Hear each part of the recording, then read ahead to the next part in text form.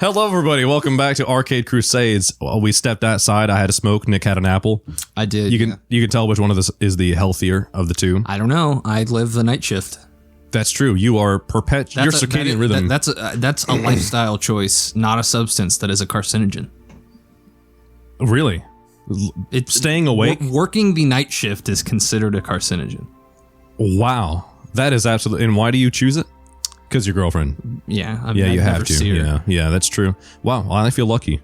I used to work the night shift, and it was the worst experience of my life. It sucks. You can't really be a part of society. Yeah. This is my only time that I connect with you, because this is like the one day out of the week that I dedicate to staying up to ungodly hours, like 11:14 p.m. Good heavens. Oh my god. Guys, if I'm acting a little off, it's because I'm fucking wore out. Oh, please come out of me. Oh, that was vomit. that was coffee vomit that just came out of me. I should eat more apples and smoke less. Would you like an apple? Hell no. All right. Moving on from that shit offer. We thought it would be nice to let you guys, our viewers, non-existent, get to know us better.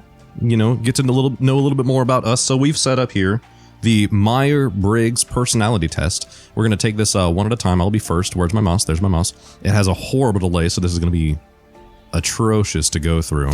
I have taken this test before, but I don't remember what my result was. As have I. And another thing that's going to be interesting is that I always feel like I misread myself. And so we can kind of give each other like our thoughts on how we interact. Okay. With the outside. Like this first question. Do you want to go first or do you want me to go first? Yeah, whatever. I feel... You got the mouse. Yeah, okay, that's simplicity. This one, you regularly make new friends. That's already confusing because I feel like I don't make new friends very often, but anytime that I have the chance to make a new friend, it happens like that. So what's the scale here? Is it based on opportunities? This question is about how often you seek out new relationships, like making new connections. I don't even really know how to make new friends like that other than just by chance or meeting friends of friends. So I would say Why don't you open just two different tabs? Well, we can take the test, like talk about your answer and then talk about mine. Okay. I'll see if I can do this entirely with a mouse. And I can just control for you too. You can tell me. Oh, how do I enter? Just click it. Okay, cool. Whatever. We'll read that afterward. So, did you already answer? Oh, I tell you what. Actually, I'm going to set up.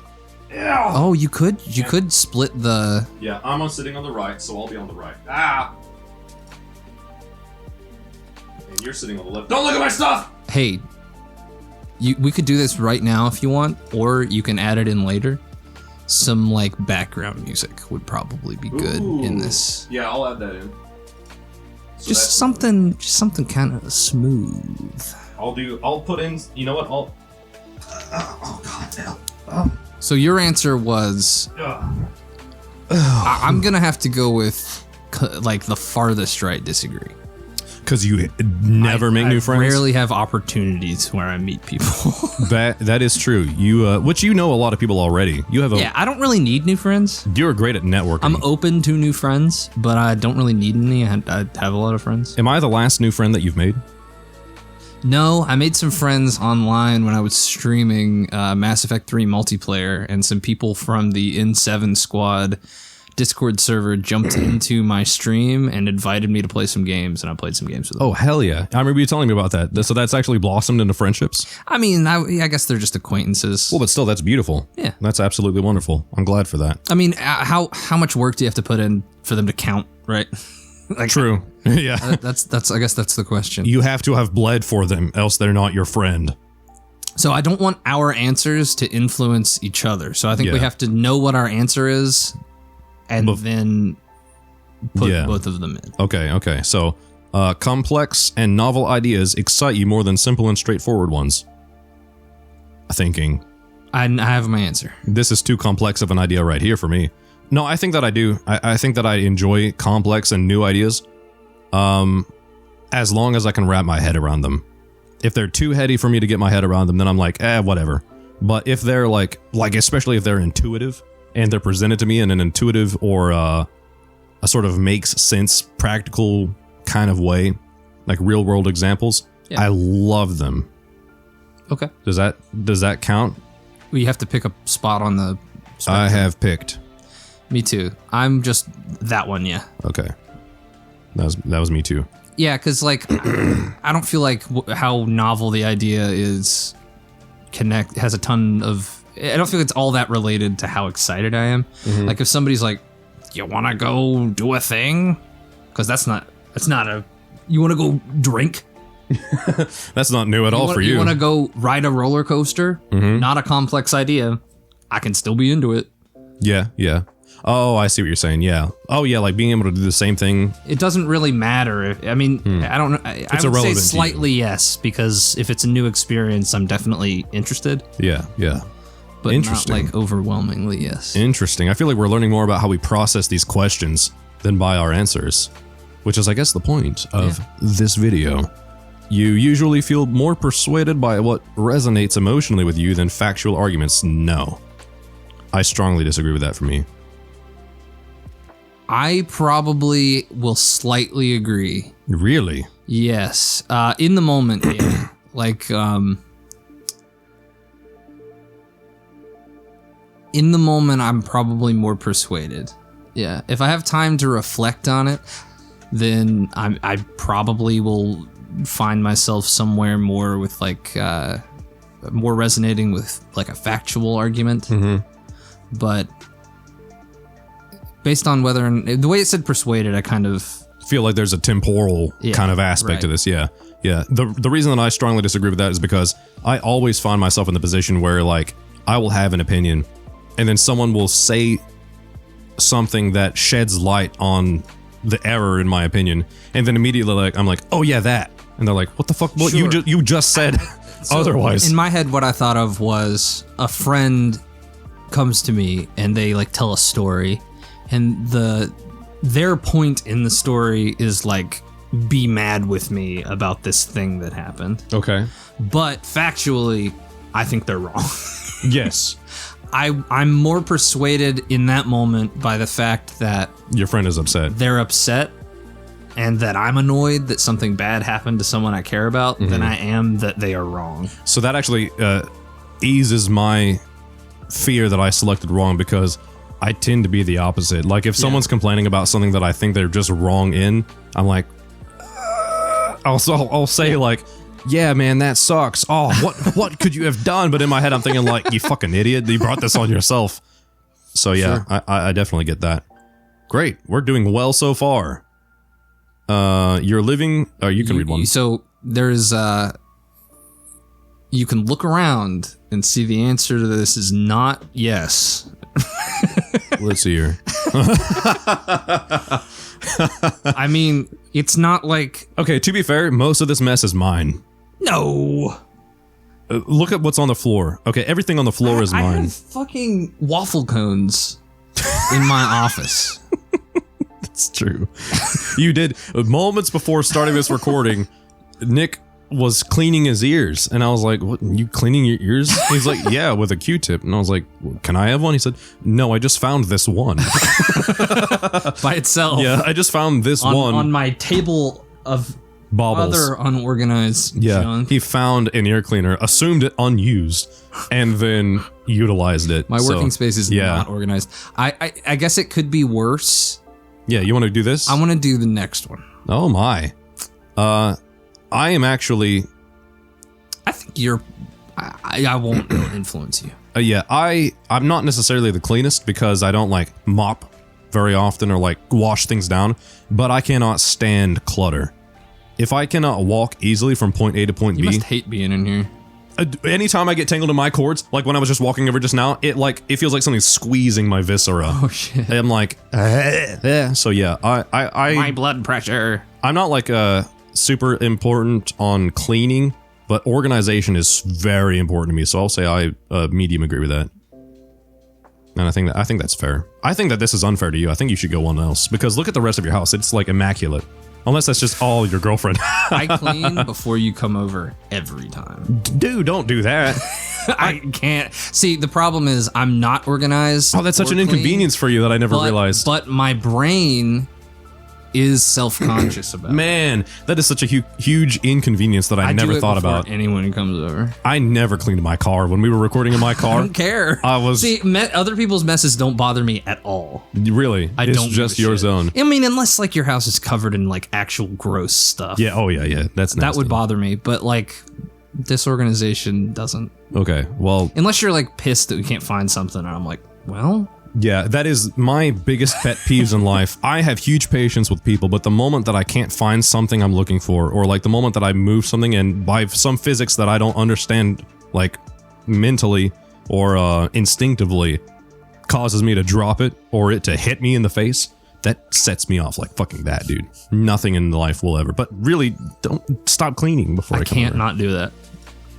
Well, it's okay. Don't worry about it. This is going to turn into a therapy session, fellas. You usually stay calm even under a lot of pressure. I strongly disagree with that. I don't think you've seen it quite yet, but I'm a huge hothead. Only once. I won't influence you. I think I'm probably like slightly left, maybe one or two. I think you're here, dude. I am yet to see you lose your cool. You're influencing me. Okay, you want here? you want here? I think the middle's fine. I think a great example of how the reason that I think you're here is because we, did that wedding together, and you were in charge of the whole damn music. And sure. We changed seating areas like 3 times, and we were hauling this like heavy and complicated music big equipment. Bag of cords. Yeah, and big and monitors. Shit. Yeah, up and down stairs that were slick as hell and wet. It was raining, and there was a certain thing that we couldn't find for a while. And through the whole time, Nick just kept a cool head. So thanks. I would say you're up there, but it's too late now. You fucked it up. Whew. Now your I have an answer for this next one. You find the idea of networking and promoting yourself to strangers very daunting. This is what I do for a living, so I would say I strongly disagree with that. I don't like promoting myself at all. You're I get that from you. The idea of like being out in public and talking Look what to a I can do and being like, well, I have a YouTube channel. Please, here, check it out. Like, I would have way more followers on Twitch if I shilled for myself. Yeah, I can get that. And it's almost like, I don't know, I think that I've just learned to turn that aspect off. That's good. I wish I could do that. Yeah, we can practice together. Mine... Yeah, next time we're in public, I want you to you open that up. I'll give you a prompt. You'd be like, "Hey, why don't you tell them about our YouTube channel that we have?" Oh no, I'll make it even harder for you. I'll be like, "Nick's a brain surgeon. Tell them about that." But I'm not. Come on, it's not rocket science. Here's the problem. I have no problem lying. Oh, it's just when you're honest about. If you set it up like this dude, fucking, he works for NASA. I'll be like, yeah. Shit, yeah, dude. I sure do. Met old Neil. Apollo 19, baby. Hell yeah, baby. I mean, can't talk about that. That's a secret. I would say 2 green. Okay. When I say 2, I mean from the middle. Yeah, like that one. It'd be 2 either way, but I think I get you. Yeah, know. That's a good shorthand. Next, I don't understand this question. I don't get it. Is our shit different color? No. Oh, that'd be awesome. You prioritize and plan tasks effectively, often completing them well before the deadline. Yeah, we got the same answer. Hell yeah, baby. I am fist awful. I procrastinate horribly. Yeah, I think that in my sister's struggle in life was that she always overcared too much. Like if there was a test at school. And, shit, dude! I was an awful student. Yeah, me too. She would bring herself to tears almost every time because she would stress so much, and I'd be thinking, this is not real. This is a test that someone made. God, dude, yeah. Yeah, and I literally had a cutoff. If I learned that there was homework due the next day and it was already past 5 p.m., I just assumed it was an F, and I didn't fucking do it. Dude, when I went to college, like maybe 60% of my course load was handled online. Oh God! And that's even though my classes were in person. Every class would end with a professor being like, "Also, there's a new thing online. Do your Blackboard. Go do it." Yeah. And that was the worst possible thing for me. Yes. Because I'd go home and be like, that's not real. It's out of sight. It's digital. I would much have preferred if we did like tests in class. Yes. Like written tests. Something. Because it being in the little magic book that I can hide. Yes, yeah, and forget about. Was the worst possible thing. Yeah. So several classes, the deadlines just didn't. And like 3 days after a thing was due, I'd be like, time to send another email to my professor and make up something that didn't really happen to try to give them a reason to maybe reopen this. My sister got appendicitis again. Have another appendix removed. Well, yet another appendectomy, if you can believe it. How many gallbladders can be in a person? Yeah, and I struggle with that too. And this is a great point that I'm actually going to hopefully inspire some people, because I learned how to actually conquer that. Because I'm the exact same way. Most colleges have a computer lab. Get a group of friends to wait after class with you. Go do it immediately after, all together. That's a great idea. And then it's real. It's in the person. Until that one really pretty girl from class, you know who I'm talking about, she comes too, and then you're distracted again. Yeah, hell yeah, baby. That was I miss you, Brandy. You about to click disagree on me? No, that's just how the cookie crumbled. Oh, I see. You can read this one. People's stories and emotions speak louder to you than numbers or data. Hide that shit. Hide menu for sight all the way. I didn't hear you. People's stories and emotions speak louder to you than numbers or data. Clearly, your story just then didn't speak loudly to me at all, because I literally said I didn't hear you. I would say I disagree with that. Not all the way. Let me think here momentarily. I think I 100% agree. Ooh, a stark contrast between us has arisen.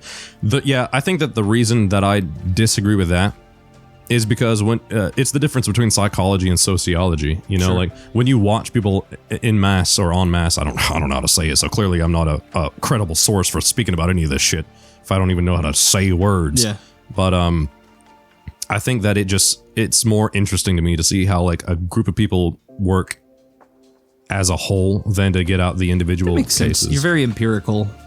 Yeah, I like touching and feeling. That makes sense. I also like empires.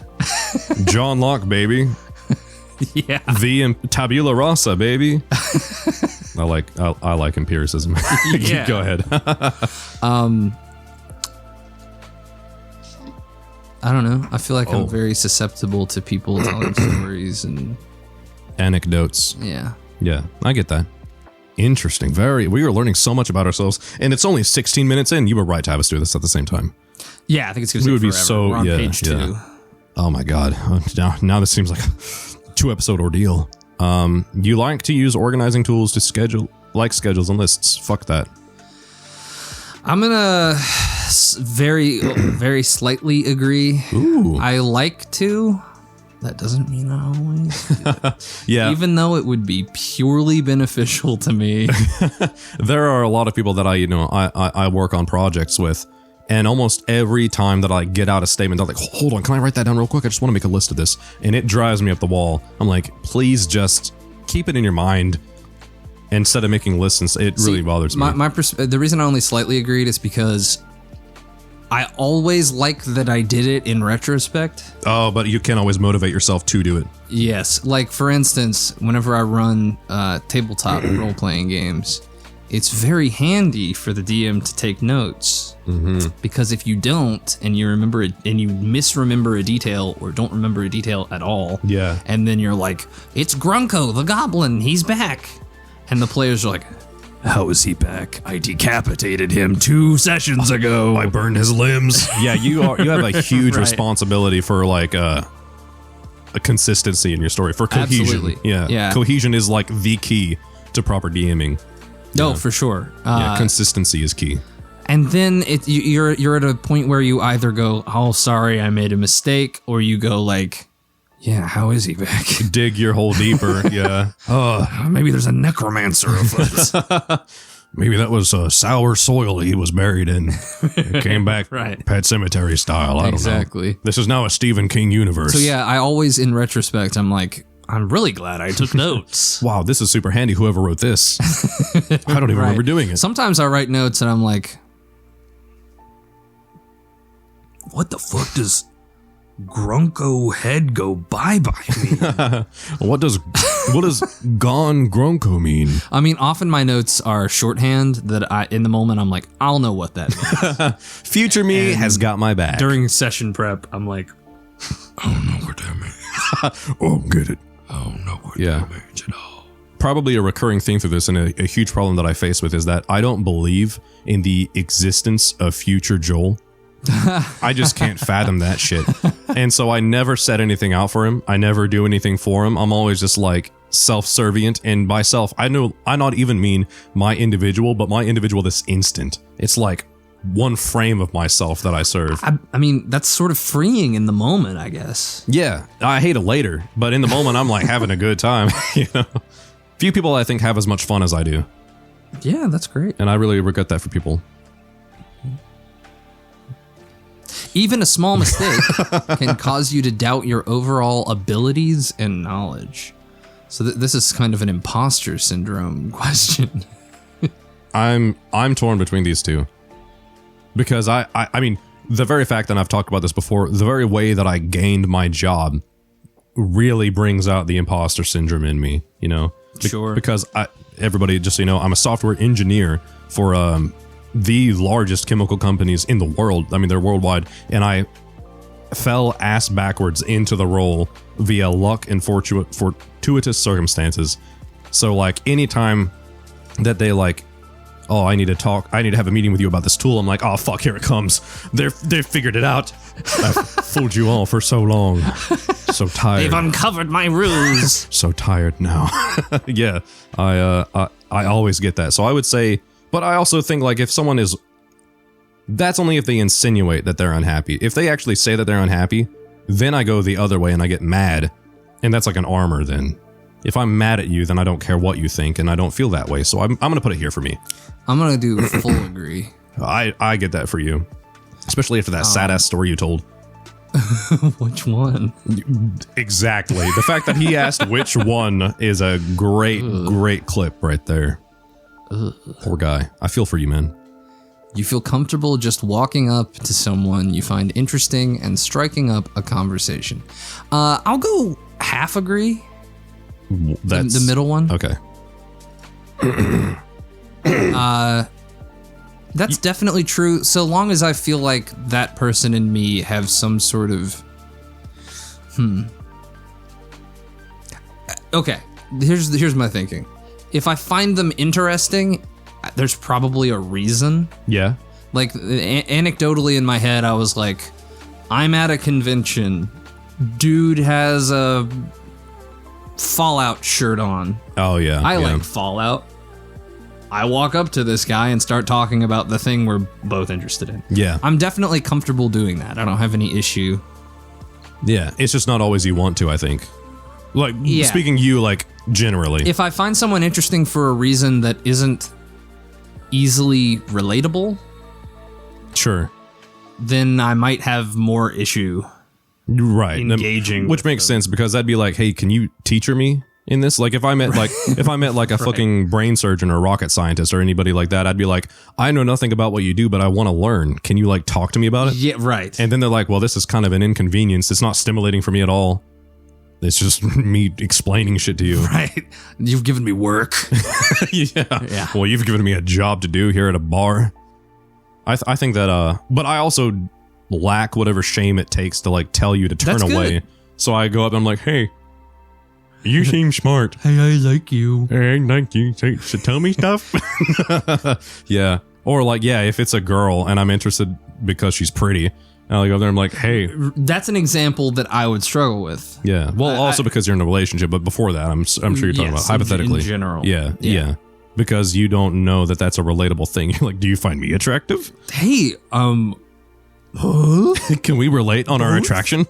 Yeah. Yeah, I kind of just put myself out there. That's good. Thank you. It's helped in my loneliness. I am spending Valentine's Day with you in front of a computer. It's true. Recording. It's still Valentine's Day yeah. for 20 minutes. Oh man, 22 even. Yep. That's scary. And then it's over and we'll never have that day back. Anyway, you are not too interested in discussions about various interpretations of creative works. That is... Are you kidding me? Of course I am. Yeah. Yeah, that's not at all something that we do. I'm not interested in discussing things that are interesting. I'm going to go ahead and strongly disagree for you. I feel like that's not me influencing you. I feel like that's just the damn truth. Yeah. Yeah. That's like all we do is discuss our interpretations of things that we've seen or things that have happened in games or life. Yeah, if I'm like discussing something with a friend and like another person who's there is like, why are you guys talking about that? Yeah, yeah. That's weird. My interpretation of Break Stuff by Limp Bizkit is actually a metaphorical take on how he's harming himself emotionally. Fuck you, bitch. Who asked you? Right. It's just one of those days. It's just one of those days. I'll let you. You prioritize facts over people's feelings when determining a course of action. I'm an asshole. I'm sorry. That's the utilitarian in me coming out. If I weren't a utilitarian, I would wholeheartedly like betray the pragmatic good for individual comfort, but I'm all about removing people's comforts, bruh. So in a situation where someone's feelings are at stake, I definitely care more that they're happy at the end. But I'm not going to go full agree because I feel like saying that I full agree is saying that you tell a good saying lie. that I don't give a shit how well we do a thing at all. Yeah. Well, and think about it this way. Would you tell a good lie? Sure. Okay. Wow. Now I don't trust you. You're like, no, it's not an inconvenience for us to record here. No, please come over. Yeah, I'd love to start this channel with you. I would say one green. Okay. We're not too far apart. Wait. Did I you strong clicked the wrong one. That's okay. Yeah, you can change it. Good. Yeah, there's nothing is set in stone like fucking Dead Space, bro. Dead Space is real. I actually did. My heart like skipped a beat when I saw I had done that, and I was like, my score. Yeah, I mean, if like a friend has come to me and they're like, man, I really fucked up and did this thing that was so stupid, and in my brain I'm like, yeah, it was kind of stupid of you to do that. You still give them never assurance. say that. Interesting. Because unless I feel like me saying that is going to actually benefit them. True. I mean, if someone comes to me and they're like looking for sympathy, I'll give them sympathy. Oh, I see what you're saying. You can compartmentalize easily between your advice and sympathy. I try to think about what impact the things I say will have. Yeah, that's good. I have a hard time distinguishing between solace and solution. I almost always go to like, well, you should have done this, or well, these are your options. That's not always what the person It's hardly ever looking. It's almost never what the person is looking for. Yeah. Yeah, in a social situation. Another reason why I'm alone on Valentine's Day. Yeah. Does this make me look fat? Yes. Well, it's not that makes you look fat. It's all your fat. It's all the fat on your body, which personally I love. I have no problem with it, but you are fat. Personally, it gets me off, but you are a chunk lobster. Oh my god. You are a chunky gorgon, my doll. How often allow the day to unfold without any schedule at all? Often, yeah. About like 75% of the time. Yeah. Middle green. Yeah, Fridays are the only days that I have a schedule, which is with you, and even we are pretty lax about it. We're like, you thinking like what random meet time? Up any time between 6 p.m. and 10 p.m. Yeah, what time today do you think? And we're both like, I don't care. Do you care? I don't care. Do you care? I don't care. Do you care? There's a lot of that. Yeah. You can read this next one. We take turns. You rarely worry about whether you make a good impression on people you meet. Okay. I'm gonna do one more than you did. Yeah, I think it's just human to look back on what you've said and done and wonder whether or not it landed. I mean, I am gripped with the human desire for people to like me. Yeah. I'm not immune to that. It's a survivalistic need. We are a pack species. Yeah. Socialism is as much a need to us as breathing, as water. And to act like you're above that and be like, I don't care what anyone thinks of me, you're gonna die. You're going to have social death. Why did no one notice I was starving? Why didn't my shorts get attention? Why did anybody like it? Everybody liked Nick's shorts. Okay. That's not universally true. No one likes me. Everybody comes for Nick. Everybody comes for Nick. Everybody comes for me. You're right. Another reason I'm alone on Valentine's Day. Did I read the last one? No, I did. Okay. You enjoy participating in team-based activities. Oh, hell yeah. I do too, yeah. Hell Same yeah. answer. It's so much more fun. Working as a team is fun. Yeah. I like mustache hair. I enjoy competition as much as the next guy. In fact, I'm very competitive, but I oftentimes enjoy, like when it comes to video games, for instance, I often enjoy co-op games just as much, if not more, than like competitive games. That might be an artifact of me being bad at most games, but I would agree on that. Yeah. There's a lot of good co-op. We should play some more co-op games. Yeah. Well, Portal has become a versus. I try to make it as contentious as possible. Yeah, you kill me intentionally through trickery and trolling, and I kill you unintentionally through ignorance and folly. And it's become us just at each other's throats. And I love that. I look forward to playing some more of that tonight. We'll play some here in a little, maybe next. Maybe. You guys will never know. You can do this next one. You enjoy experimenting with new and untested approaches to sex. I'm gonna do 1 green. Yeah. Again, that's pretty much what I do. I mean, I'll do 2 green. I bought an electric fly swatter today just to see whether or not it would explode, because I bought it from a dollar store. That is both new and probably untested. You were probably the first person to ever buy one of those. Yeah. And we immediately tried to use it on my arm. You insisted. Okay, I was gonna kind of try to rope you in on that too, but yeah, OSHA would not approve of our. You saw how hesitant I was. Yeah, I really had to beg him to use that on me, and it didn't even work. He slapped me as hard as he could on my arm. But earlier today, I got a fly caught in it, and I just held the thing, and the fly was like, and then it burst into flames. It turned into popcorn. It smoked for a minute, and then it went. And I was like, holy shit. Jesus. It went. I was like, that's what you get for being alive. And that's what you get for being the wrong species, pal. Try again later. Its eyeballs probably exploded, but it was too small. Come back to me when you're not a fucking fly. Yeah, I have no respect for that kind of insect. Spiders I have no, and they're not insects, but spiders I have zero respect for because their only tactics for hunting are manipulation, utilizing unfair advantage over their prey, and they care none about the prey's suffering during the consumption of it. That's why I love tigers so much. That's a very empirical way to determine the value of a living thing. And this is why I love tigers so much. Tigers have organs in their fangs. They can detect your pulse, and so when they bite your neck, they figure out where your carotid arteries are.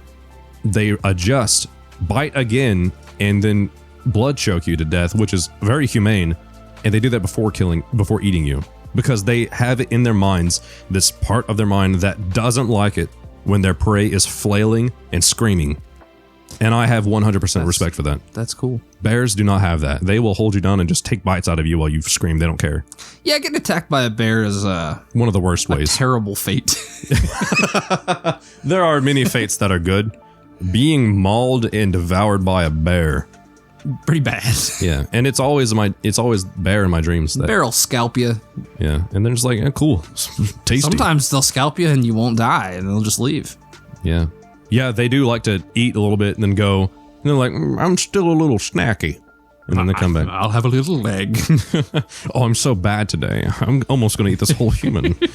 I'm being so bad. It is my cheat day after all. You're so tasty, though.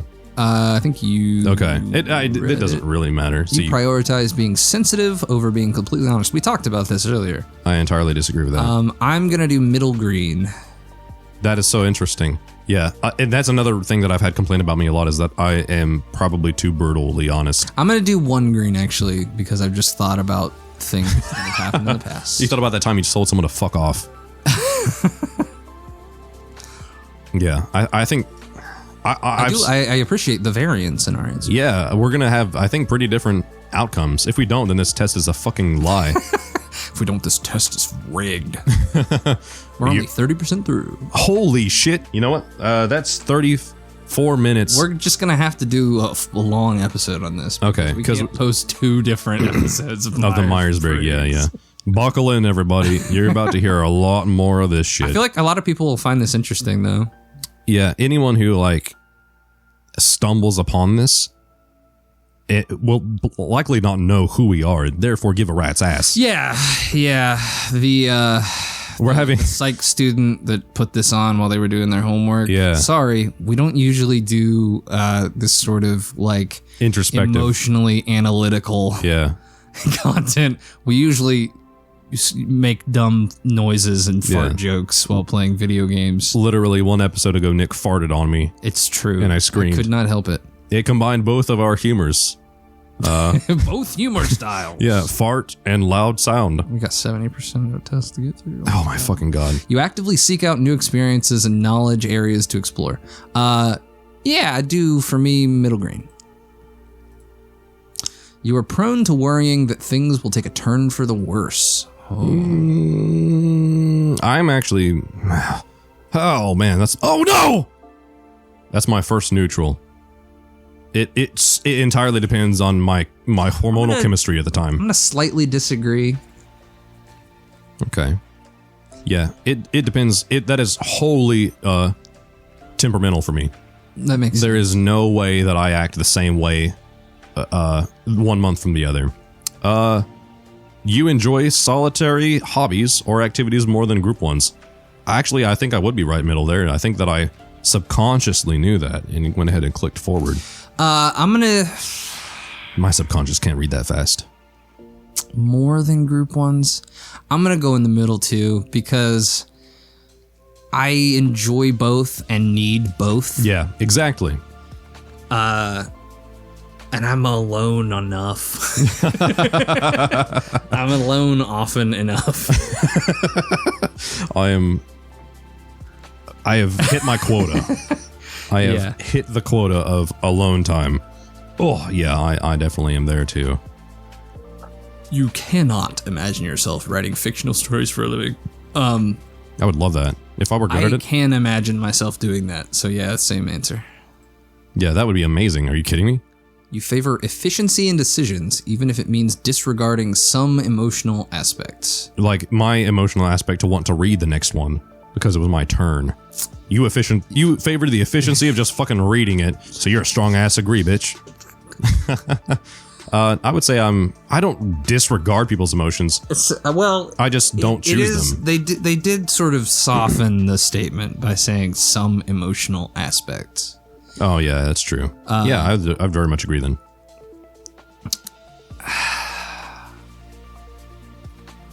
That's kind of tough. Yeah, I've been hardened by the specific line of work that I'm in. I do favor efficiency in decisions. Ooh. Probably very slightly agree. Ooh. That'd be fun if we could guess each other's. Like after we figure it out in our head. But we don't need any more time tacked onto this episode. Speed run this shit. You prefer to do your chores before allowing yourself to relax. I need breaks. But I prefer to have them done, yes. Actually, that's very true. If I had my preference, they'd all be done before I relax. In retrospect, I'm green. Yeah. Once you're sitting down relaxing and there's still shit undone, you're like, oh, fuck. Well, the worst thing is at the end of the day, if you've relaxed for too long and you're like, oh, wait, shit. Oh, damn. I've got A, B, C, D. E, F, G. Oh, where are you, pretty boy? But the question, like, this also, I feel, has a temporal component. Yes. because you can't decide to have done your chores before allowing yourself to relax in retrospect. Yeah. But you can prefer to have done it. Yeah. But that's not what it's asking. It's asking if you prefer to do a thing before doing another thing. Yeah. I'm gonna go. Honestly, I'm gonna go purple 1. Purple 1. Look at us, dude. We look like the damn Hulk. Oh, they are Hulk colors. Even gray in the middle for Gray Hulk. It's your turn to read. In disagreements, you prioritize proving your point over preserving the feelings of the other. It's a fault of mine. I'm a terrible. So this may be an exception to the thing that the way I've been answering. In arguments, I am a terrible. I allow myself to go past the point that I actually care, and I shouldn't. So, like, your arguing point that you don't even give a fuck about, but you want the win. I have been there before. Hell yeah. So I'm gonna go like 1 green. Okay, yeah. That is a huge. I answered that with a fault. I'm not proud of it, but I absolutely want to be right. And I need to learn that sometimes it's not about who's right. It's just about moving There is a forward. point in every argument I've ever been in that has become heated where it would have been preferable for me to concede. Yeah. But no way. To just be like, okay, fine, whatever. You know? Yeah. But you got to get that last little stab. You know? Whatever. Moron. Whatever. Impotent. I argued once with a friend for 3 straight hours. Oh my God. Like yelling. Oh my God. I was hoarse at the end. About I was donkey. Star Wars. Oh my. Oh no. Don't cut that out. No, I'll further explain. You don't have to cut it out. It was about the second sequel movie. Which one was that? Last Jedi. The Last Jedi. Yeah.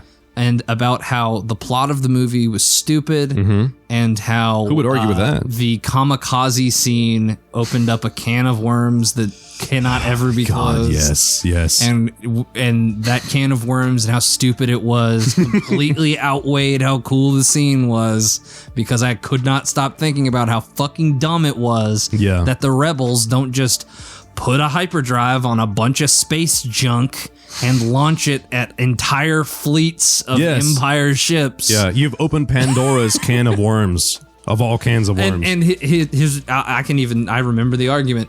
His response was, well, they didn't want to sacrifice lives. My response was, put a dumb droid in it then. Yeah. And what is a war except sacrificing your lives, putting your life against the damn cause? Right. None of these rebels are like, none of the rebels who died in like the very first Star Wars movie that ever came out were like, oh shit, if I had known that was a possibility. It's not worth winning this fight if I have to die. Yeah, I never would have started this if I knew I might die. It's antithetical to the rebellion, and all the people in it who are putting the cause above their own lives, because if they weren't putting the cause above their own lives, they wouldn't be fucking fighting a war. Yeah, they'd be living under. That is what made Rogue One so powerful too, is the fucking self-sacrifice that everyone made. Hell yeah, let's go find this friend and fucking fuck him up. Hell yeah. Now you're man. This was one of the best arguments ever of my life, though. Because at the end, he said he was wrong. After 3 hours? What? At the end, he was like, okay, it's dumb. What a wide soul. What a grand, large man. After 3 hours of yell arguing to find it within themselves. Now, I will say, this is the only time, the entire time I had ever known him, that he would concede anything. Is this the parallel universe Mandela guy? Oh, God, yeah. Yeah, let's take a moment. You know what? Let's move on. Oh, damn. We'll tell that story another time, but that is a hilarious fucking character of a friend that you have there. All right, you can read this. You usually wait for others to introduce themselves first at social gatherings. I'm gonna slightly agree. Case in point, the day that we went to 5 to see your friends play, and the one guy you knew went to the bathroom, so you're like, I'll wait till he comes back to introduce you. And I was like, fuck that, I'll go talk to the drummer. That's cool of you. Yeah, and I just like went. I'm like, hey. I was like, okay. Turns out I knew the lead singer too. Yeah, you just didn't recognize him. But yeah, I waited. A real asshole. I waited. He 0 didn't look seconds. anything like he used to look. Oh yeah, he looked like he was from the 70s. He had like the porn stash. It was And crazy. I hadn't seen him in years. So. Yeah. But yeah, I waited 0 seconds to find a new person to introduce myself to after years went to the bathroom. Whose mood can't change very quickly? Yeah, that's a big agree for me. Again, I'm a hothead. I feel like everyone's mood can change very. That's a bad question. Sorry, Myers-Briggs. Wow. Look, you're in a car crash. Mood. You're gonna be like, yowza, oh boy, whoosh. Yeah, you're like, but that was a good song that was just on the radio. Good thing my mood changes very slowly. I'm pretty okay with this. Wait a second, I'm slowly getting angry. Yeah, exactly. I don't understand. Yeah. Like, oh man, I just got in a fucking wreck. Oh my fucking The god. spirit of the question has got to be like, are you temperamental? Yeah, and I am. I slightly agree. Cool. You don't seem temperamental, but I don't think I'm temperamental, but everyone is to there a is degree. a situation for everyone where your mood would change very quickly. Someone you love just died. Boom. Gone. Very quickly, I'm upset. Yeah, but you could not fathom how as fast as neurons travel. and add a second. I am upset as fast as electricity runs through neurons. Yeah. Here you go, buddy. You are not easily swayed by emotional arguments. I feel like this is just a restating of a Yeah, I've already answered this question one. from earlier. Again, I'm not proud of it. I am swayed by emotional arguments. Yes, so slightly agree. Oh, what? Wait, you are swayed? Yeah. So this says you are not, right? You are not easily swayed. So you'd have to disagree if you are swayed. And slightly? Yeah. Okay, cool. You often end up doing things at the last possible moment. Oh boy, yes I do. Hell yeah, baby. Me and you, baby. Like D&D prep. Like editing these videos. Yeah, there has been a couple times where I go home we were from like, recording. We always figure out what day we have out to, and there has been a couple times where it's been that day, and Joel's been like, "Wait, something needs to go up on the channel today." Yeah, I'm like, wait a second. The wall has approached. Yeah. I'm up against it. Yeah, and then I'm like, Nick, can you record? Yeah, Nick, where are you? Midnight is the rock. The wall's the hard place. And Yeah. I'm like, no, oh, God. no. I always schedule them at 9 a.m. I can't be delayed. That hasn't happened the last couple times, though. Yeah, no, it's been great. We just had a bad run of us getting sick and then being out of town and shit it was happening. like weeks at a time. We recorded pretty consistently. I'm sure we'll be even. I mean, we're gonna be even more ahead. Oh yeah. You enjoy debating ethical dilemmas. Oh, I love ethical that. dilemmas. Yes. Debating. So the difference between debating and arguing, I guess, is the question here. Sure, and I think that I would associate zero negative bias with either of those. Negative connotations are none for debating, in my opinion. I think for me, I associate the word argument with Fight. Yeah. I get that. But debate, I don't.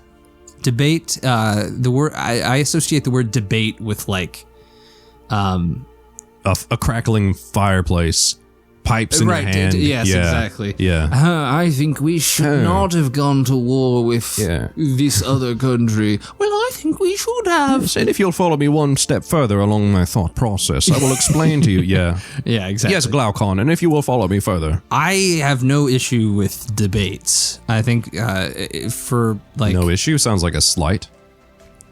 slight. I missed.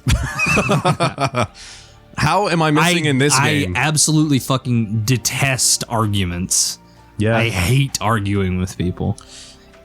People I care about, absolutely. Yeah, right. Yeah. Like you fucking arguing with your parents. Oh gosh, I cry.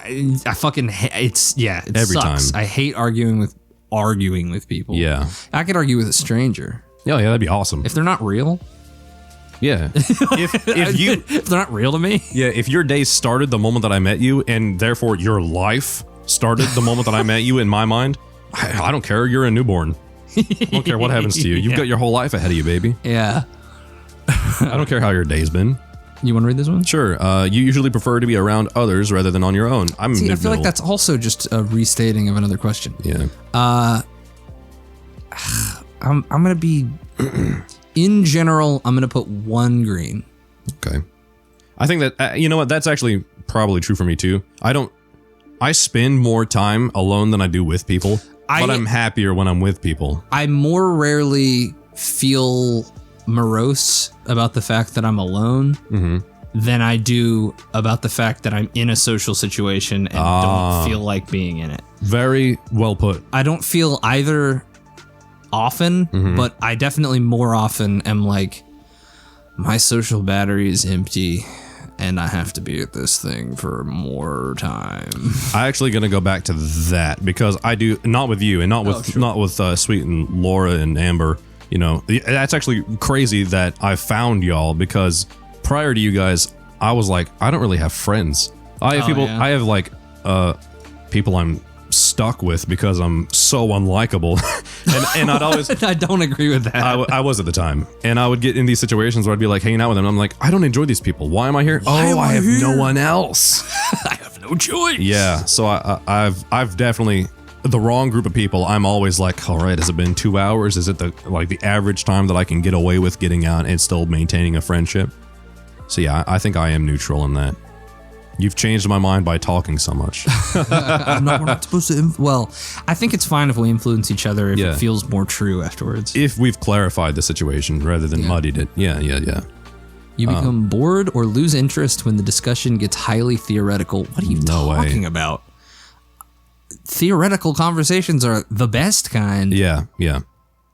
I guess it'd be like, can a ball spontaneously start rolling downhill? And you're like, well, that's never happened because you can't place a ball perfectly on a hill. And be like, well, but hypothetically, in like a perfect situation, there's never such a thing as a perfect situation. Like, indulge my hypothetical. That guy, the other character in in this hypothetical I just made, pantomime you just did. Yeah, that's not the right word. That's kind of like a theater show, right? I guess it kind of is. He's the guy who would hit agree.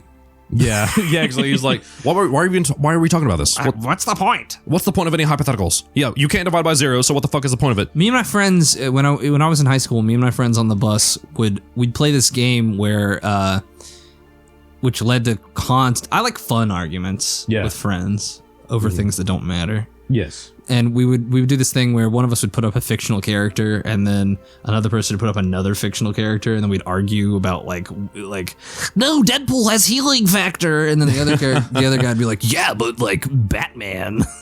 Yeah, but like how dark and brooding Batman is. Yeah, exactly. He beats him with emotional angst. That's purely like theory crafting. Yeah. Theory crafting's fun. That would be very fun. Even to be those characters, like I'm Batman and you're like Green Lantern or whatever. You want to just role play? And then you just pick a topic like, I don't know, fucking you debate welfare. As a character? Yeah. That's funny. You have to debate from the viewpoint of Batman. Batman is a total capitalist for sure. He'd be like, well, I don't think I should be paying, my inheritance should not be going to the mouths of people who are And then I don't know Green Lantern's history, but that would be so much fun to do. Yeah. Bruce Wayne is like, the other guy's like, I spent my vacation days to be here. And he's like, how many vacation days do you get? Like 40?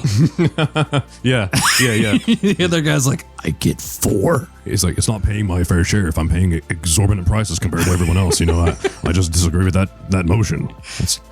I've worked to gain this wealth. I don't think that I should have to give it away, to people who haven't worked for it. We got to do that now. Yeah. We got to do that. Debates as characters would be funny. It'd be interesting too. I think that you saying that would be interesting proves that you disagree with this. I don't become bored or lose interest when things are. I become more interested when things are theoretical. I think so too for me. You want to read? When facts and feelings conflict, you usually find yourself following your heart. So whenever I feel a way about something that has been proved wrong. No, I'm gonna It's gonna be purple. I think it's gonna be middle purple. Okay, yeah. I challenge myself every time that I find that and if I wind up doing what I like, following my heart, I always hate myself afterward. Like I wonder like who I am. And so I've built up an aversion to doing that. So now, like, as a knee-jerk reaction, if I feel a certain way, I almost always distrust it. Yeah, I'm gonna die in the movie where, like, the character was right and he was like, I just had a gut feeling. Yeah, that don't work for me. I'm gonna be the guy who blew up because I'll be like, everything points to you being wrong. Yeah, everything. Look, there's a murderer on the loose, okay? That makes me want to go through the Ark Bearer with you. Another story I wrote. Go ahead. Cool. Sorry, did I interrupt you? No. Okay. But yes, because there are two characters in that, and one of them is like literally right in all the circumstances that they face. He's like giving these logical explanations, these things, but there's one superstitious character who just so happens to be right in this particular circumstances because of an unknown factor. And so, yeah, I love that dynamic of like the guy who's definitely right yet wrong, and the guy who's definitely wrong yet right. Yeah, I mean, that's why whenever conversations come up about like the Mandela effect's a good example. Yeah. Like if somebody's like, "No, I swear, dude, I swear, Nelson Mandela died in prison. I swear." I'm like, okay, let's postulate for a moment that is true. Okay, how is that actionable in any way? Yeah. How can I use that? If that is knowledge, we'll say that it is. What is the application of that knowledge? What are you going to do? Right. What does that mean for anyone? Yeah. You can't go off of it. You can't use it as a postulate. You can't even really do like fun theory crafting on it. I swear 2 used to equal 3. Okay, we can't do math on that. There are no proofs that we can prove based on a thing you thought was real. Right. All right. Okay, I believe you. Yeah. And that's as far as that goes. You find it challenging to maintain a consistent work or study schedule? Yes. Challenging to maintain a yeah, for sure. Probably middle. My work is entirely feast or famine. It solely depends on... I set my own hours, so my work ethic plays heavily into what I do. You rarely second guess the choices that you've made. I'm gonna do middle purple. Okay. I swing wide. I'm very retrospective and not always in a nice way. Yeah. Yeah, I get you. I feel that, brother. Your friends would describe you as lively and outgoing. I would say yes. Would you describe me as lively and outgoing? Don't answer until I do. In general, I think you would. I think a lot of my other friends would not. I'm going to say purple 1. You know, I actually wouldn't describe you as lively and outgoing. You're very calm and friendly. Oh, okay. That's probably I was probably conflating that with friendly. Yeah. I think that you are. I don't know that you're necessarily like lively, like bubbly, like, ooh, I have all this energy. Let me like spread it out. Or that you're like necessarily like, hey, let's all go out for drinks tonight instead of sitting in and, you know, hanging out at a home. Whereas I'm like the opposite. I'm like, let's get out. Let's do shit, you know, all that shit. Let's get out. Why is this? It didn't change to gray, but that's okay. Because it was the last question. Look at you. I guess. You're not introspective, you're extrospective. You see shit on the outside. I'm actually sometimes terrible at introspection. Like analyzing emotions or figuring out why I'm experiencing something. Meaning you don't allot time to it, or you're poor at the craft itself. Poor at it. I get that. Yeah. I think it's hard to tell if you are. You can't introspect about introspecting. Well, there's nothing to check it against other than the past. Yeah, it's like, how do you make the first ruler? Yeah, right. What are you going to compare it to? How is this going to be anything other than just like your best guess at a ruler? Right, yeah. Yeah.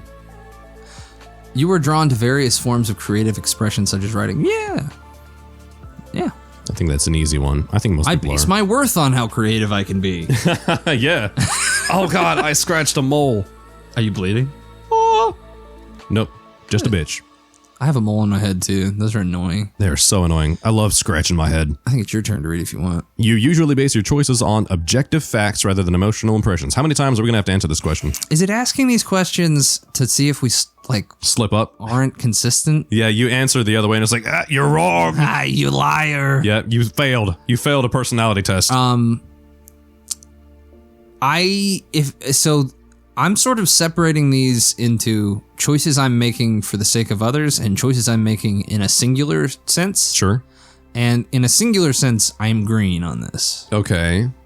But yeah, I'll go that one. Oh, okay. Where you are. Sure. Let me reread that with your words in mind. Yeah, I think I still answered true. Is that me or you? Huh? You like to have a to-do list for each day. Disagree. I would like to have one provided. Okay. So yeah, that's fine. Yeah, if ChatGPT could give me, hey ChatGPT, what am I doing today? Yeah, if ChatGPT could have a drone fly over like a piece of paper every morning, and I'll be like, "How did you know what I needed to do?" And it's like, "Worry not, human. Here's your horoscope. You will do what I command." Worry not, Sagittarius. I have it all planned out. You rarely feel insecure. I'm gonna go green one. Really? I definitely do feel insecure. It's not often enough to be. It's usually about like physical things. Oh yeah. Like I might occasionally be insecure about my weight or like something that doesn't really matter. Right. But I don't feel like I'm usually super insecure about other things. So I think it is kind of rare, I guess. Right. That's kind of where I am. I'm almost all. I can, if I allow myself to be like, I have a real problem with materialism and vanity. Oh, and yeah. so like I buy all this stuff. I get in these like shopping sprees really. And then I realize this isn't who I am, because if I'm stripped naked, none of this stuff is going to define me. And even then I wonder like, well, if I'm stripped naked, that's not even who I am then, because I'm this weird. And if I'm stripped naked, how will my nipples look? Yeah, exactly. Yeah. I always feel like I need to shave away layers until I figure out what I really am. And usually I come down to this just sense of experience and interaction that I don't even understand what consciousness is. So I try to remove myself, because I know that my appearance will change, even down to my most naked form of myself. It's going to change. Even the hardware through which I think, my brain, its chemistry is going to change. I might, learn things. I might get some kind of horrible mental disease. Anything about what I think is me will change. And so I've almost got this identity crisis where all I focus on now is who I am as a quote unquote character. And I'm almost always insecure about that. I can tell you what consciousness is. What? Consciousness is an uninterrupted stint of experience. Because when it's interrupted, you're not conscious of it. How do you know that you're the same consciousness as you were before you went to sleep? Exactly. You don't. You don't, because there was a break in consciousness. Mm-hmm. You could just be a new consciousness birthed by you waking up. Yep. That just happens to have the memories of a previous consciousness. Absolutely. I could have been born this moment, and it would be no different to me if you had pre-programmed, just like Blade Runner. That's why I love Blade Runner so much. Yeah, because they gave this snap could be the last memory that your consciousness had, and now you're a new consciousnness. It blows my mind. Could dude. be. Yeah. You'd have no way to tell if it was spliced well enough. Yeah, and even then, I mean, if you like don't splice it well, and you're just like, whoa, that was weird. The deja vu. I often think about that. Yeah. I often think about how we could, in a few moments, experience someone like kicking the door down and murdering both of us. We could. Mm-hmm. And we would experience that as the consciousnesses that we are right now. But right now, 1 second after I said right now before, we could be new consciousnesses that were programmed to not have remembered that and are just continuing. Wow, yeah. It just erased it, yeah. Just like amnesia. I mean, you could be, or not amnesia, but anesthesia. If you go under, there's a chance that you remember and feel and experience everything happening to you. but you don't hold on to it. Once you wake up, it's gone. Yeah. You could be experiencing, and then what's the difference afterward? You won't know afterwards. And that's terrifying. What else, could we have that kind of effect about? I don't know. Consciousness is interesting. I hate it thinking about it, and yet I love thinking about it. It's kind of horrifying. Yeah. It's the concept that at any moment your consciousness could die is interesting. Yeah. And die in quotes, because I mean it's like a and then like you say, like cease. If you stop experiencing forever from this point forward into infinity, then just like that amnesia, if you never wake up from that, how is it possible that between infinities, an infinity in the past and an infinity in the future, where we are unawake, is it possible that we are in the infinitely, literally small portion of time wherein we are thinking and feeling? How have we happily landed on that 1 second? It's a good question. It's impossible. Another really creepy, cosmic question. Another really freaky thing to think about is that your body is, we think of ourselves as like one thing, but truly we're made up of 40 trillion genuinely living things by all scientific standards of living, like, interacting with environments, growing, reproduction, all those things. If you count a cell as a singular living Yes, thing. exactly. We are made up of 40 trillion. The Earth itself only has 8 billion people on it. So if you imagined this weird giant galaxy full of, 5,000 Earths, as full and overpopulated with life as Earth here is, but every single life from infancy to adulthood until death is working solely at the process of keeping the whole galaxy alive, all completely selfless. Because if any one of those things became selfish, we'd call that cancer. So every single person is working selflessly to keep this galaxy alive, no concern for itself, and then suddenly that galaxy full of 5,000 Earths just wakes up and thinks that it's one thing. And how does that occur? How are we so many different things and we feel like one thing? We are as gods to ourselves. Yeah, and we are ruthless kings. Literally, your toe, a certain percentage of you, which we call negligible. If I had to choose to lose a toe or die, I'd be cut off the bitch. Get rid of it. Can I choose the toe? But think of how much life that is. And I poison myself with tobacco, even though my body is trying so hard to keep me alive. Fuck. Is this over yet? Sorry. Oh, man. You avoid making phone calls. Yes! Really? Why? Why was that such a strong reaction? Yes! Actually, take it back a little. I don't avoid making phone calls. Sometimes I hate receiving phone calls. Oh, they're annoying. Yes. So actually, now that I've talked about it, I'm probably in middle purple. Okay.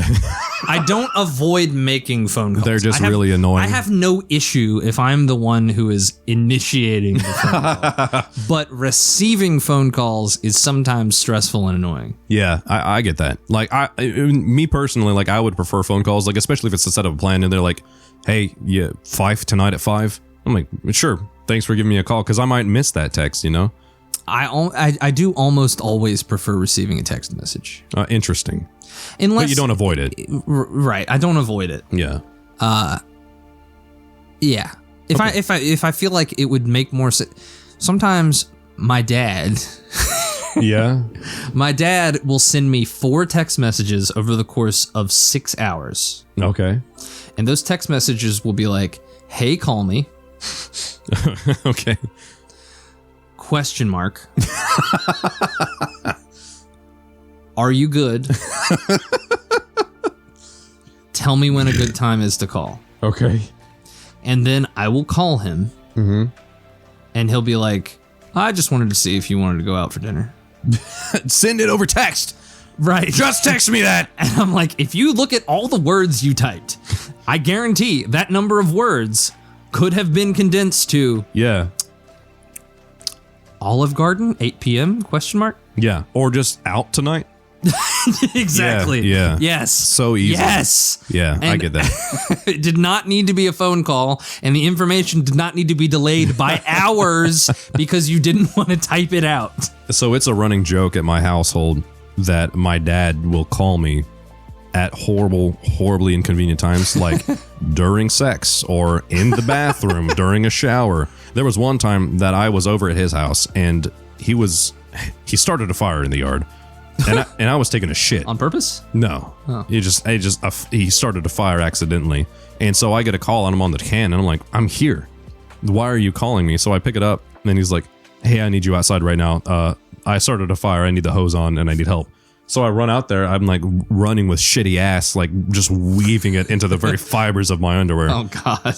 And so I never let him live that down. And the most recent instance of this theme, that this caricature that he has made for himself of calling me at the worst times, it came to a head whenever we were both at my house, and I go to the bathroom, and I guess he doesn't know where I am for like a second. He was like, Joe, where are you? And I'm like, I come out of the bathroom. Fuck. I'm like, literally, you're at my house and you call me while I'm taking a shit. You can't avoid talking to me while I'm taking a shit. It's like it's in his DNA or something. Anyway, that was enough. I love my dad. I feel like the counter argument to this would be some boomer shit. Well, don't be taking shit so often. You fucking kids always texting. Don't want to have a real conversation. Kids today and their irritable bowel syndrome. Here's my response. You have information that you would like delivered to me. You could, for instance, type that information out with letters and press a button so that as soon as I pick up my phone next, I see that. The information is received. Yeah. We live in a time like no other as far as sharing information Now, goes. if I don't have any issue with it, if later during the phone call we're like, we need to have a discussion about a thing. Sure. And the discussion takes a while because we're discussing it, not the same thing. Yeah. But if it's one piece of information or two pieces of information you need delivered to me. I like how the two questions that have got us most derailed have been one that had deep implications about what consciousness is, and two, Did it? phone What calls. was the question? The second one is phone calls. That has derailed us like this. I don't remember. Oh God, none of these involve consciousness. We just started rambling. That was us. So the two derailments that we had, one was about the ramifications and implications of consciousness, and the other was phone calls. Yeah, we're pretty deep. Yeah, very deep, guys. You enjoy exploring unfamiliar ideas and viewpoints. Sure. Yeah, I do. Hell yeah, easy peasy. And that one's triggered zero thought. You can easily connect with people you have just met. Yeah. Yeah. Man, look at us. We're flying through this shit. If your plans are interrupted, your top priority is to get back on track as soon as possible. Probably not, but not as deep as you. Probably one perp. You are still bothered. Ugh. Yeah. Yes. Yeah. We could. I feel like we could both cry at any moment if the right situation is brought up. Oh, you know what? I've had that thought before. That I'm like, one word away from crying. That's my secret, Cap. I'm always crying. I'm always about to weep. I'm gonna make that meme and put tears in his eyes. You're gonna give him like red eye. Yeah, that's our secret, Cap. I'm always crying. Always about to weep. That's my secret. Were you gonna say something else? Oh, smash. No. Hulk crash. Is it me? No, it's you. You are not too interested in discussing theories on what the world could look like in the future. Who the fuck? I am interested in discussing theories. I am sometimes horrified. True, but horror is interest. That's true. Horror is definitely interest. Yeah, so yeah. Your emotions control you more than you control them. I'm a hothead, but I also don't act on my emotions, so it's kind of hard.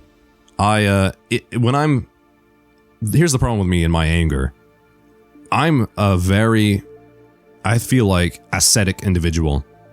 And I feel like I'm very disciplined, but when I get mad, it's almost like there's only one image that always comes to mind, and it's just a ball rolling down a hill. Mm-hmm. It doesn't feel like there's any time for like a decision to be made. It just feels like things are happening. And oftentimes when I'm looking back on those situations, it feels like a fucking possession. It feels like I didn't choose any of that shit. It's just physical like physical reactions rather than like a thought process. And I hate that. So I really feel kind of split on this one, and I think I'll have to go in the middle because I'm completely in control of myself up to a point, and then after that point, I feel like I don't even know who I am. It sounds to me like when you get emotional, I don't know. Okay. To a certain degree, Yeah. they control me. So you think that I should say yes? I think you should say whatever you feel is most honest. It's you. I'm gonna make myself sound really good and say I'm completely in control of my. Liar. I would say neutral because it's only very rare instances that I go into that state of mind, but when I do, they're almost always catastrophic and calamitous. But every other instance, I'm gonna do purple 1. I feel like I am most often in control of emotions, even if they're strong. Mm-hmm. There are times, of course, when I'm not. So yeah, okay, fair. Is that you? when making decisions, you focus more on how the affected people might feel. We've talked about this. My answer is green 2.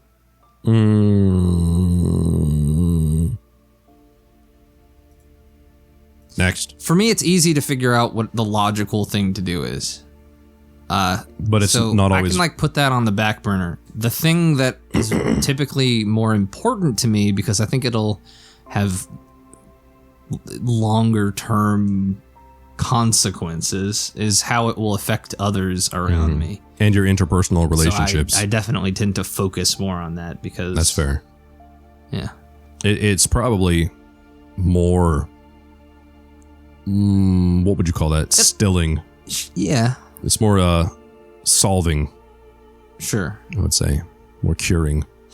Your personal work style is closer to spontaneous bursts of energy than organized, consistent efforts. I'd say yeah. Absolutely it is. Yeah. I feel fucking awesome if I have a good day where I'm very productive and I'm like, oh yeah, we're gonna get shit done. Yeah. But I don't always get that. Yeah. Sometimes it's just like you sit in your bed all day. Sometimes the malaise wins. Yeah. Blah. When someone thinks highly of you, you wonder how long it will take them to feel disappointed in you. I'm going to have 1 green. We're fucked up. You would love a job that requires you to work alone most of the time. God, you got there. You're disappointed in me. You think I'm fucked up. You got there. Oh, no. It took no time at all. What was the question? You would love a job that requires you to work alone most of the time. I have that, and I fucking love it. I couldn't be more pleased. I would like that. Yeah. Like? Yeah, middle. Yeah. I do miss my work friends like Sweet, but I see Sweet so often compared to like how I see most of my other work friends. So like me and Sweet are practically just neighbors now rather than coworkers. And I much prefer that. I much prefer seeing him when I want to rather than at a job. You know what I mean? What was this one? You're going to make the same face when you finish reading it. You believe that pondering abstract philosophical questions is a waste of time? Fuck you. What the fuck? No, it's not a waste of time. If you enjoyed doing it, it was worth doing. Yeah, I broke up with a girl one time because I suggested to her reading The Republic. And she scoffed at you? She said that was a waste of time. And you killed her. I murdered her. She's not going to waste my time. No, we broke up though because she said that, and then she also confessed that she had never in her life ever read a full book through. Oh, wow. And I was like, I don't know what to talk to you about. How are we ever going to talk about it? All we talked about was makeup all the time. And I'm like, I mean, I get it. It's an art form, and I really love learning about that. You talked about this girl Let's not name her. Last recording. Let's not name her.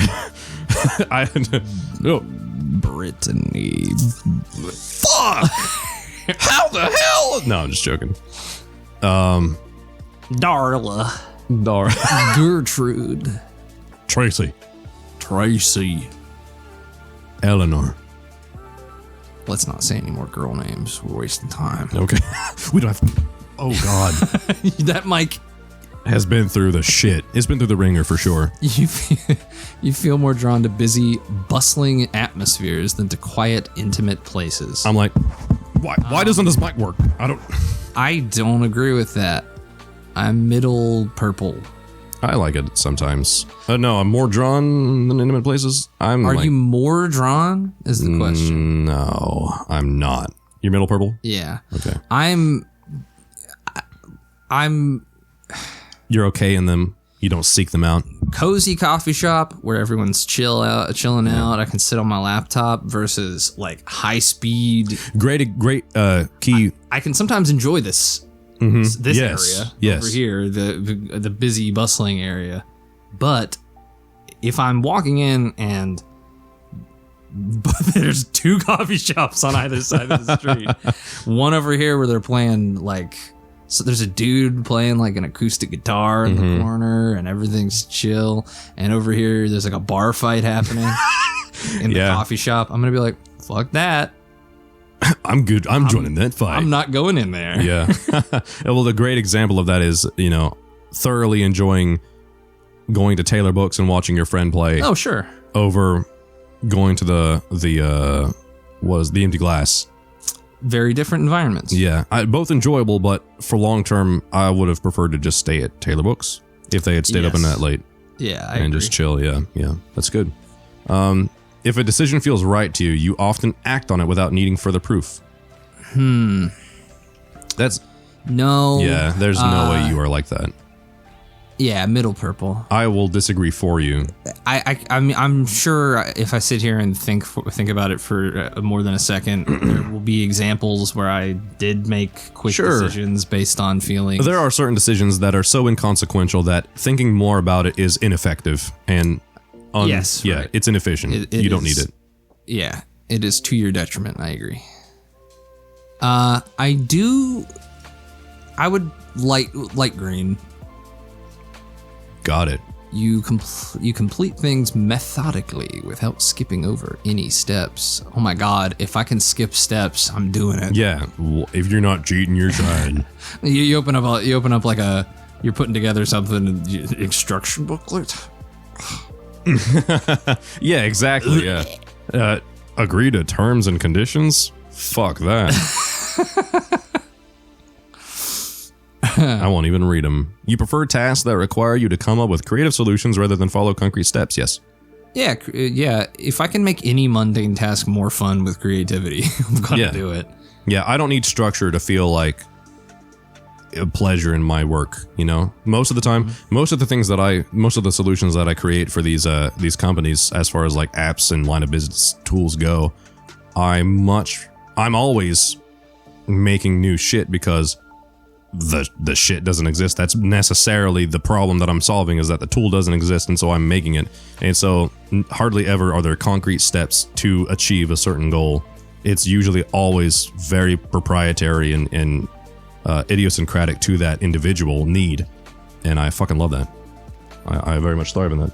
What am I getting as far as notifications go? I don't know. Oh damn! All my women are like, why didn't you take me out on Valentine's Day? Oh well. Your turn. You are more likely to rely on emotional intuition than logical reasoning when making a choice. Purple 1 is where I am. Every single time you give a different way to designate these purples, you're like 1 green, and then you're like light green. Purple. Yeah, light purple, medium green. Spot 5 from left to right. Yeah, purple A, please. First from the left. Purplest minor. You struggle with deadlines. I do struggle with deadlines. Probably middle.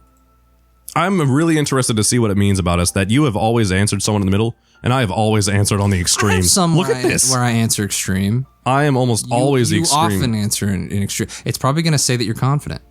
Maybe, yeah. You feel confident that things will work out for you. I think I might have misanswered one of these before, because there is a huge difference between insecurity and self-hatred. Because you can go back and switch it if you need. Oh, it's too far gone. It was like last page. But the difference is that you can be, to be confident means that your idea of yourself, whether good or bad, is concrete and not influenced by others' decisions or opinions of you. You could be confident that you're awful. Yeah, exactly, yeah. And insecurity means that you're easily swayed by others' opinions. So if you are happy with yourself, you can still be insecure. And if someone says like, oh, you don't look good today, boom, that's immediately how you look today. I'm very confident, but I very much don't like myself. It's interesting. So, I think I did touch on that earlier when I said that if someone like actively acts like they are unhappy with me, they're like, I don't like you. Then I'm like, my confidence kicks in and I'm like, I just fucking don't care. And now I'm mad at you.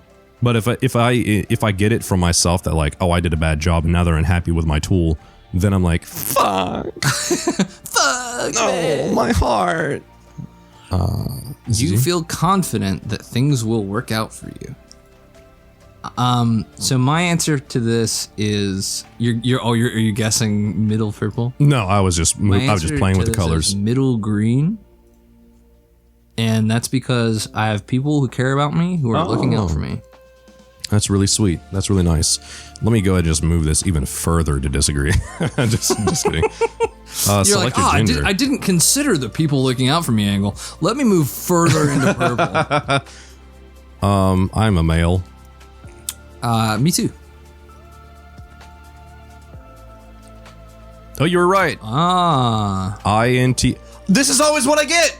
Debater. Yeah, I just remembered that. Yeah, I'm always the fucking debater. ENTPT.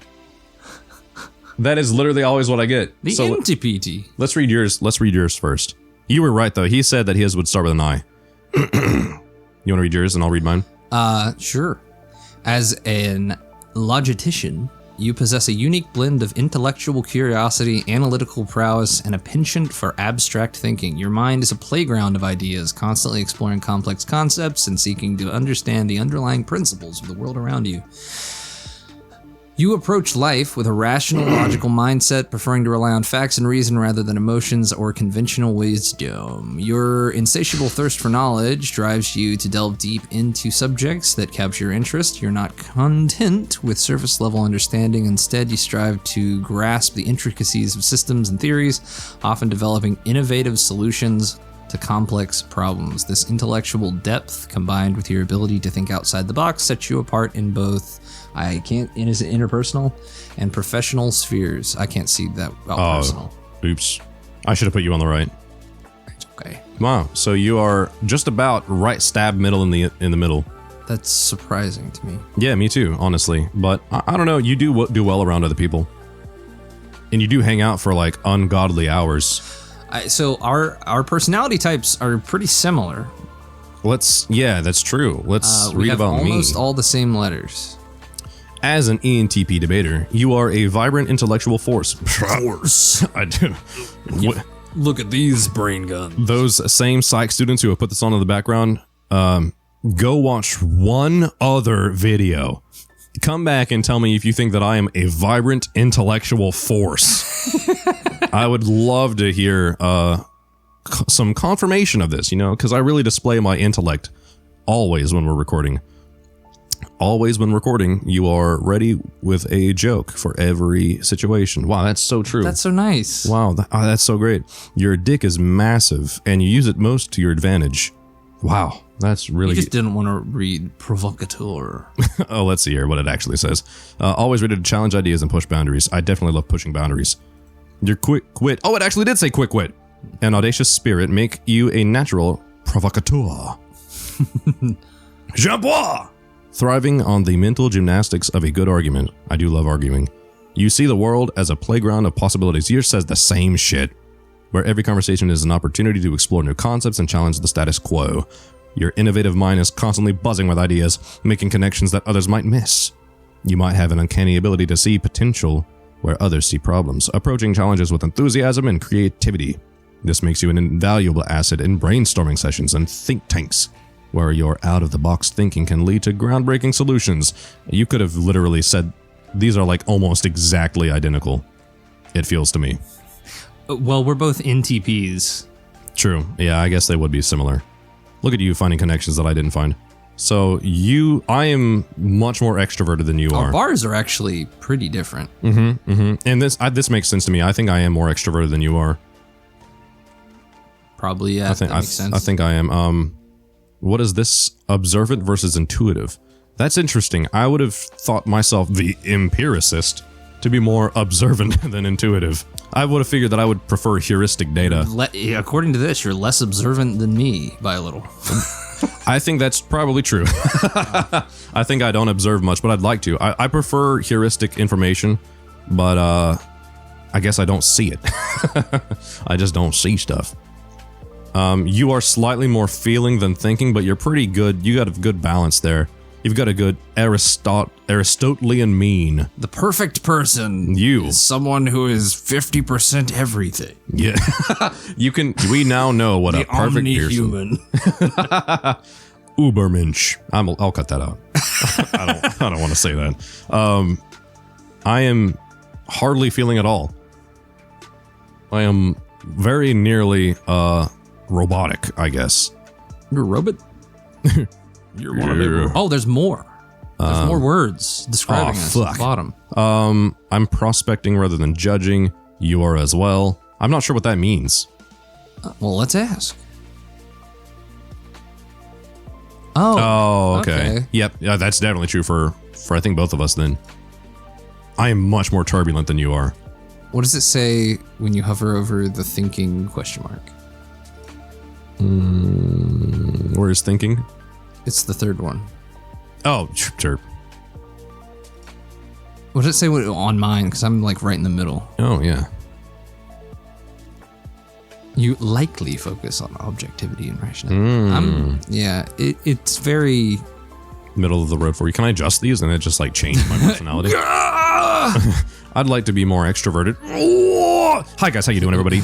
Everybody doing fine over here? Anybody need more drinks over here? Hey, let's start a game. You guys want to play a game? Board game? Video game? Tabletop? All right, let's read more words. However. Yours first. Oh, yeah, they are different. While your cognitive abilities are undoubtedly a strength, they can sometimes lead to challenges in the social realm. You may find yourself more comfortable in the world of ideas than in emotional or social situations. They didn't get you. That's not you. Your tendency to analyze everything, including social interactions, can sometimes make you appear detached or aloof to others who don't understand your thought processes. I do think that's true of you. I think that sometimes you do appear more aloof than you intend. Okay. As an intip. Like that. You sometimes appear more aloof than you think. Okay. You value independence and autonomy highly. You prefer to work at your own pace, following your own interests and methods. This independence can be a double-edged sword. While it allows you to pursue your passions without constraint, it can also lead to difficulties when you need to conform, I assume, to external structures or deadlines. Learning to balance your need for intellectual freedom with the practical demands of life. Nice. I could have done that the whole time. We have a long way to go. Are we going to read all this? Key part of your... We don't have to. Career path. I don't care about my career path. We can just look at the interesting part. Yeah, let's see here for my... I actually don't find this interesting. Let's see here. However, your love for the theoretical can sometimes overshadow the practical. While you excel at generating ideas and strategies... That's interesting. Your love for the theoretical can sometimes overshadow the practical. I think that's very true. I once, in mitscratch.edu, I developed a faux 3D game engine in what is strictly object-oriented two-dimensional game that is very limited because it was made for like a child audience. Yeah. And so I spent my whole time making this grand thing that I was super interested in and then never made an actual game with it. That's not very practical. That's not practical at all, but it was super highly... The theory of how to make an engine like that was super interesting to me. But I did nothing with it. So yeah, I'd say that's true. I do procrastinate.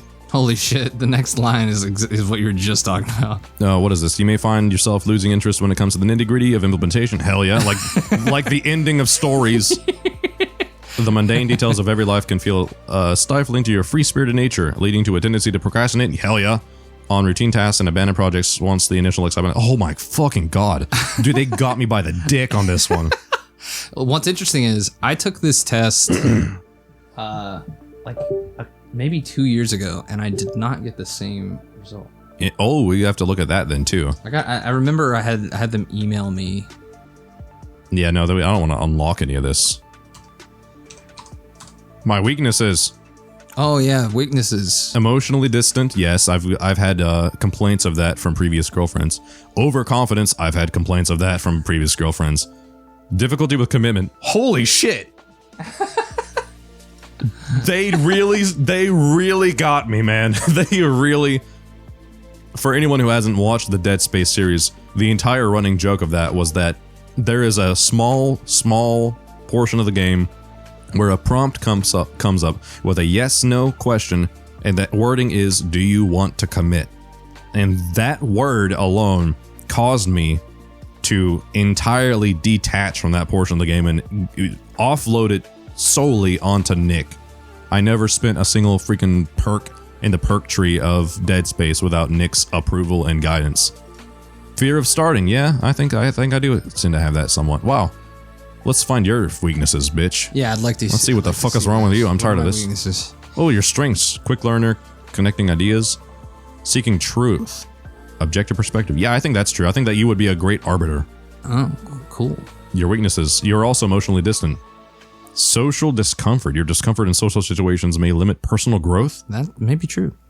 You said literally that your Twitch would be higher, more productive if you would be more social and promote yourself in social situations. Oh, the last one is your high standards can prevent you from... Yeah. You're a perfectionist. You're a perfectionist. Overthinking decisions, your tendency to analyze can lead to a decision paralysis. 2 roads diverge in the yellow wood. That's you. You are... I go the middle. I do go the middle. I know for a fact that I will feel differently once I'm down one of these roads. Don't Robert Frost me. I know for a fact that I will be looking back on this decision and think that it made all the difference. I think that's all that's here's interesting. Something interesting. I just went in my email and looked for it. I took this test 3 years ago. Wait, I'm literally cooler than you. Look who I have. Oh, what? I'm literally fucking cooler Adam than Savage! I was once 20 feet from Adam Savage. Oh my god, did you spit? Bill Gates! You got fucking Bill Gates. Kristen Stewart and Albert Einstein, the most famous antisocial. Albert Einstein's pretty cool. He is literally the most... Avicii. Who was Avicii? Isaac Newton. No, that's cool. Stanley Crouch? I don't know who that is either. Rene Descartes? That's pretty cool. You got The Skeptic? Pretty cool. Dude, that's a good apple right there. Yeah. Did you get that? Yeah. Elliot Page? Who else? I don't know who that is. Lord Varys, Game of Thrones? I didn't watch it. Neo. Oh, yeah. So, Hey, Bruce. Hey, you're the Hulk! We guessed that shit. When I took this test 3 years ago, Yeah? I got a different result. What was your last one? My result was INFJ, which is an advocate. You stressed the one letter of that was the same. Yes. Hold on. You were IN. INFJ. Oh, okay. I'm listening now. So it's interesting to see how my personality has changed. I love that Jack Ryan is the only one here that's like, why? Why Jack Ryan? Why? Isn't the only one. Oh, really? Why? Why? It also said why on Bill Gates. People are like, what the fuck? Bill Gates. So I got... Tom Hanks. You got so many cool people over I don't really like Tom Hanks.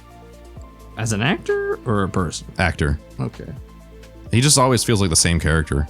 I got Jack Sparrow. I'm a drunk pirate. The Joker? You got the fucking superheroes and I get the villains?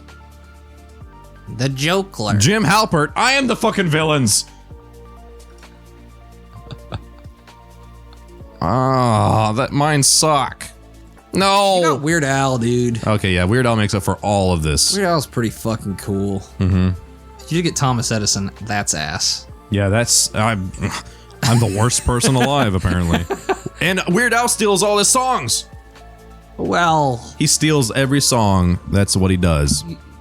I'm upset now. Jack Sparrow is a pirate. I'm literally what I am is a damn plagiarist. I am a word pirate. I'm an idea pirate. okay. Bye.